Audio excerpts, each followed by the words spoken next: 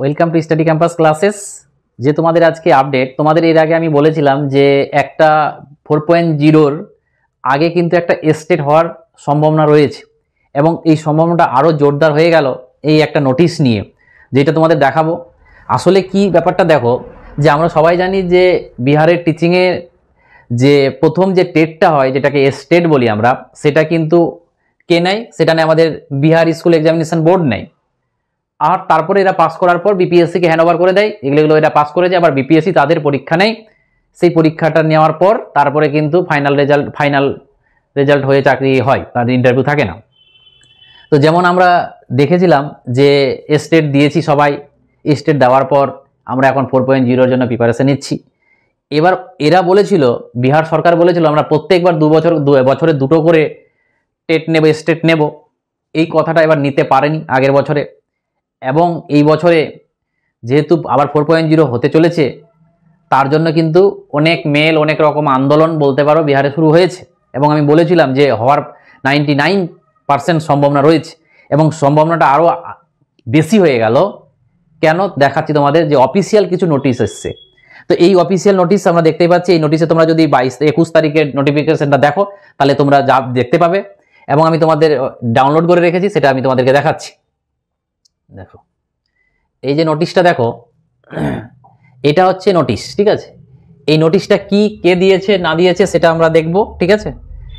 যেমন দেখো, যে এই নোটিশটা তোমরা দেখতে পাচ্ছ একজনের দ্বারা দেওয়া হয়েছে। সেটা হচ্ছে আমাদেরকে ডাক্তার বি রাজেন্দ্র। এর ইমেল আইডিটাকে ঢাকানো রয়েছে, ঠিক আছে? এবং এই ডাক্তার কে আছে? এই লোকটা আছে কে? দেখো, এটা হচ্ছে এসসিএস একটা পোস্ট। কার? যেটা হচ্ছে কি জিএডি। তোমরা হয়তো জিএডি নাম শুনেছো যখন টোস্টারের ব্যাপারে। তো এই জিএডি কে? জিএডি একটা সংস্থা। এই সংস্থা কি কাজ করে?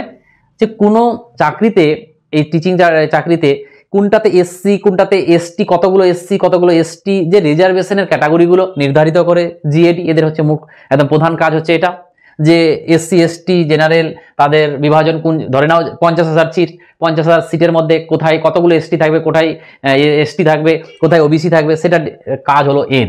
তো এরই একটা পোস্ট যেটা হচ্ছে এসিএস কে আছে? এ আছে আমাদের কি ডাক্তার বি রাজেন্দ্র। এ একটা নোটিশ পাঠিয়েছে কাকে? ওই বোর্ডকে দেওয়া হয়েছে, যে আমাদের স্টেট বোর্ডটা নেই, এক্সামিনেশন বোর্ড, সেখানে দিয়েছে যে স্টেটটা তোমরা হিন্দি আছে, আমি হিন্দিটা তোমাদের বাংলাটাতে দেখাচ্ছি। দেখো, বাংলাটা বুঝতে পারবে, একটু বড় করে দেখাচ্ছি, দেখো তোমরা নিজেরাও বুঝতে পারবে যে অফিসিয়াল নোটিশ কি দিয়েছে।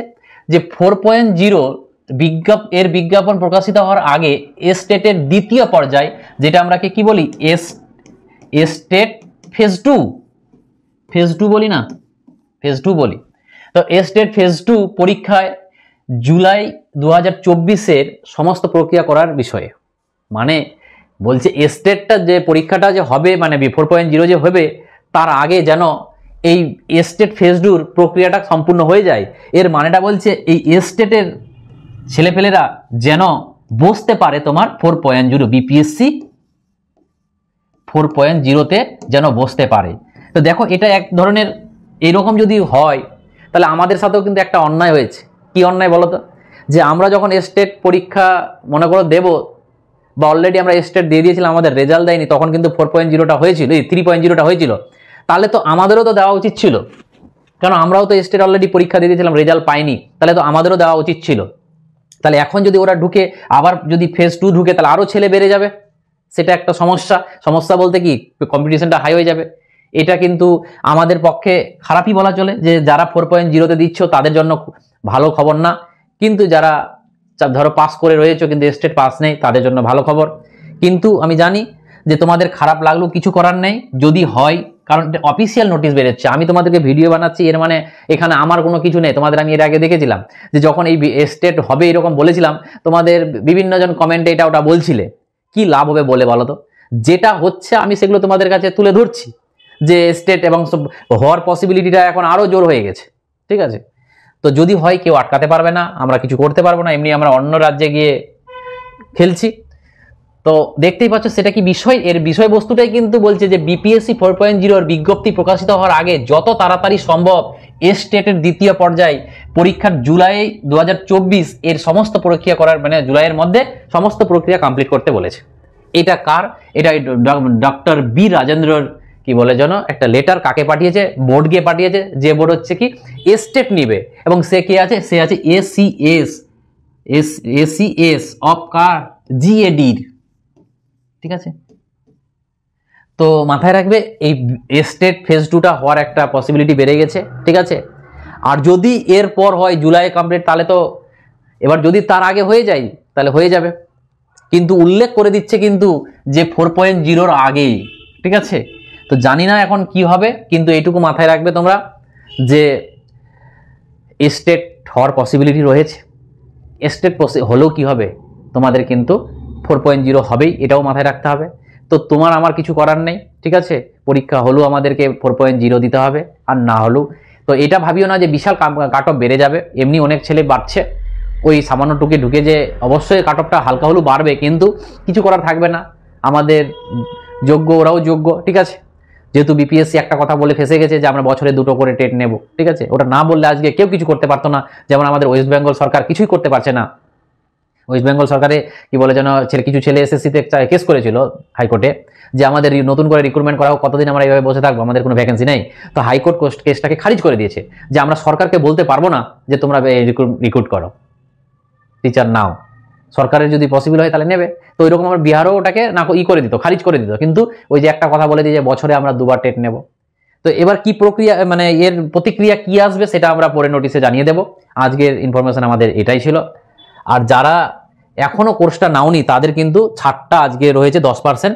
যারা এখনো পর্যন্ত যে আমাদের 4.0-র যে ছাড়, সেটা কিন্তু যেদিন ছাড় থাকবে না, অনেকজন বলবে স্যার আমার ছাড়টা লাগবে, আমার লাগবে একটু কমান, তখন আমার কমানোর কিছু থাকে না, সেটা কিন্তু কোম্পানি কমায়। ঠিক আছে, তো অতএব বলবো আজ যদি নাও কেউ, তোমাদের 10% কমে যাচ্ছে। ঠিক আছে, তো মাথায় রাখবে এইটুকু, 10% কমলে তোমার কিন্তু 899 হয়ে যাচ্ছে। এবং পড়াশোনা এদিক ওদিক না ঘুরে তোমরা কোর্সটা নাও, এবং যা পড়াচ্ছে ওইটুকু পড়ো। তোমরা যে আমি বলেছি তোমাদের 33+ তো পাবেই যদি তোমাদের 100% দাও। ঠিক আছে, মাথায় রাখবে। চলো, তো যাই হোক, আজকে এইটুকুই আপডেট ছিল, আবার তোমাদের দেখা হবে।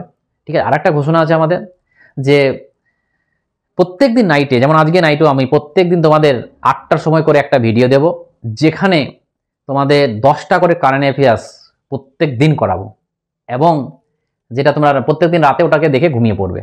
তাহলে প্রত্যেকদিনই 10টা করে কারেন্ট অ্যাফেয়ার্স আমি পড়াই, তাহলে কিন্তু তোমাদের আর কারেন্ট অ্যাফেয়ার্স নিয়ে এক্সট্রাভাবে ভাবতে হবে না, সেখানেই কমপ্লিট হয়ে যাবে। তো চলো, থ্যাংক ইউ, আবার দেখা হবে।